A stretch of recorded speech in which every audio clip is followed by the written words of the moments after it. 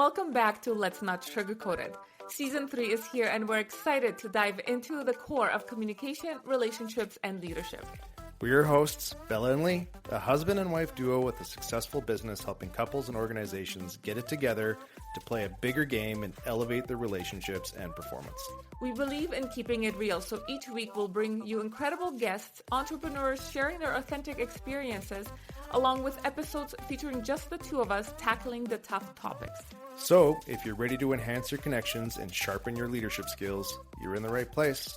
Let's get started. Yeah, the communication is so important, right? Like our language does very much create like our reality in a lot of ways, and applies that meaning making to our experiences. It's why two people can experience the same thing, like a physical thing in the world, yet how they interpret it, the trauma that happens, whether it's like a big T, small t, or nothing at all, can very much be different depending on that language that occurs inside. I'm curious, what kind of conversations are important for people to have with themselves? Because I think we hear a lot about positive affirmations and how, some people are very like they work, and I think a lot of people think they don't work. I think there's something obviously about the way that you talk to yourself about yourself that's very important.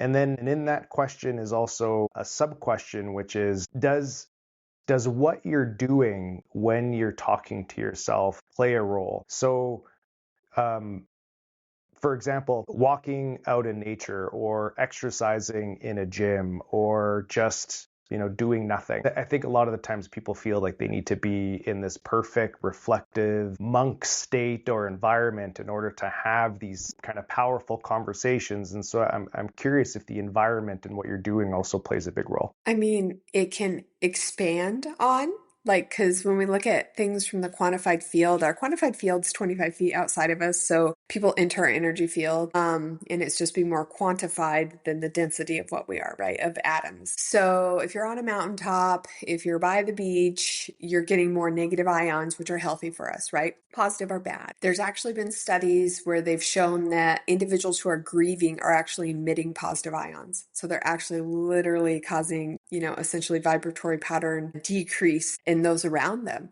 And so it's like vibes are real. It's like people can really actually bring you down with the oscillating atom. So if you think about that in one way, and then when we look at what, the Schumann frequency or the frequency of the earth, so that's a hertz. So it's like, yes, that's optimizing you and assisting you also. But when it comes to just the dialogues with yourself and that self-talk, and if it's not in a perfect world, we can be out by the beach where the trees are and the birds are singing and everything's amazing. It is that we don't want to shame ourselves or blame ourselves. Shame is what keeps us very stuck in things, right? And so if those dialogues with ourselves, it can't be that toxic positivity, spiritual bypassing kind of thing either, of like, oh, well, I love that guy and it's okay and he can treat me that way because that's just about him and everything's fine. It's like that's completely bypassing the feelings that you have. It's not being like, man, I shouldn't have trusted that guy again. That's my fault. I'm just stupid for always trusting people. That's shaming, blaming, right? So instead it's going, man, when that person did that to me, that really hurt me and made me feel not good about myself. It made me feel not smart. It's just not true that I am doing the best that I can. And so it's just a little shift within that dialogue. So just a good rule of thumb is to not be shaming, blaming yourself, and then allowing for yourself to have those feelings and then accessing where you feel them in your body. It's really that quick and that powerful. They've found that in energy psychology that when we imagine an area on our body, just like, or even look at that area, that the energy, then the feedback. So if I look at my foot, that area in my brain is going to light up quicker than if someone actually touched it or put a needle there, like from acupuncture or something. So it's really interesting how quick our brain is with things and releasing energy and shifting energy. So it's very important when I'm like, oh, that guy made me feel stupid. It's like, where do I feel that? It's like, just even because I'm very body aware, it's like I just felt like this thing across my clavicle here of like feeling stupid. And then being like, well, that's just not true. I'm smart. I'm doing the best that I can. I'm intelligent in my own way. And it's unfortunate that he felt that way about me. And it's unfortunate he did that, that kind of thing. It can't be this just completely like, that guy's a da da da da da, and then not processing those emotions in the moment and having that dialogue, or the shaming, blaming on yourself. It's just that balance of allowing for releasing and fully processing that experience. And it's like, I'm very good at, like, my friend Tanisha's a therapist also. So we're just constantly, we just go back and forth like, man, it really made me feel this way when this happened. And this is, we just like can intellectualize that and then allow for those feelings and then accessing and going back and forth. Yeah. That's so interesting. When you're talking about like the disassociation and I mean all the stuff around energy and all of that, I think it's easy for people to be listening to this and really think, well, I don't have PTSD or I don't deal with, high levels of anxiety. And so the work that you do is for those people. It's not for me.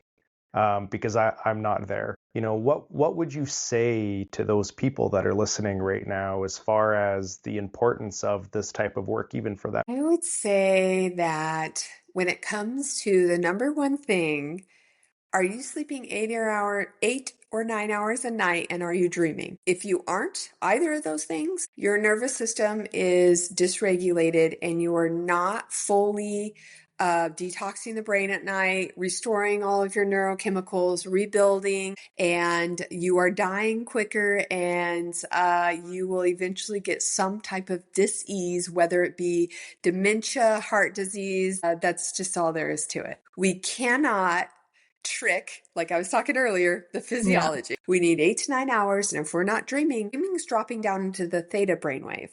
And so if we're not dreaming, and that's one of the bigger things when I start working with people, they start dreaming again. They're like, oh my gosh, I haven't dreamed for years. I'm like, yeah, dreaming is really important.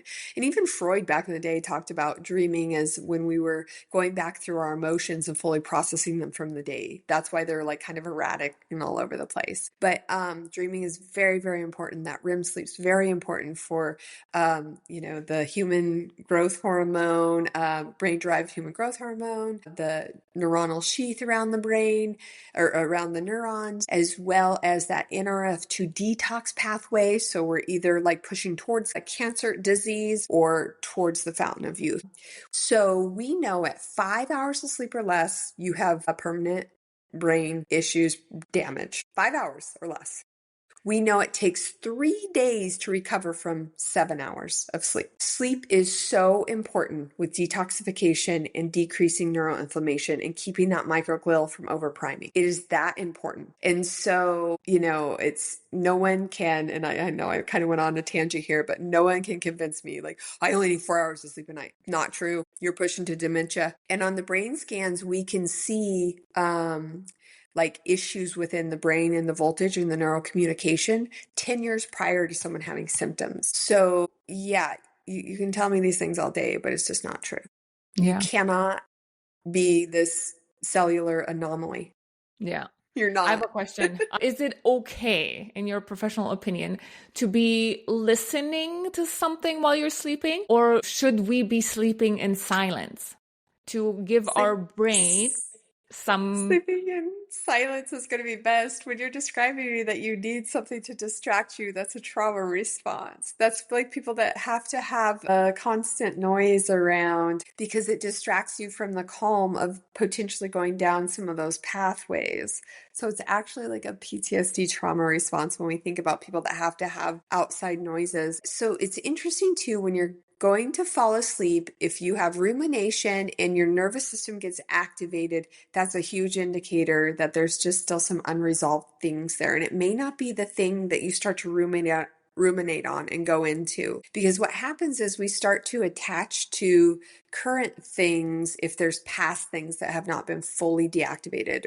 or in that network. So people will be laying in bed being like, oh man, okay, we're going to taking the family to this family trip. We got to get on the airplane at this time. We got to do this. And that's what they're ruminating on, even though they know how to get to the airport. They know everything's going to be okay. They know they're going to wake up. But that's just kind of how our mind works, is that we focus on this current thing outside of the past thing.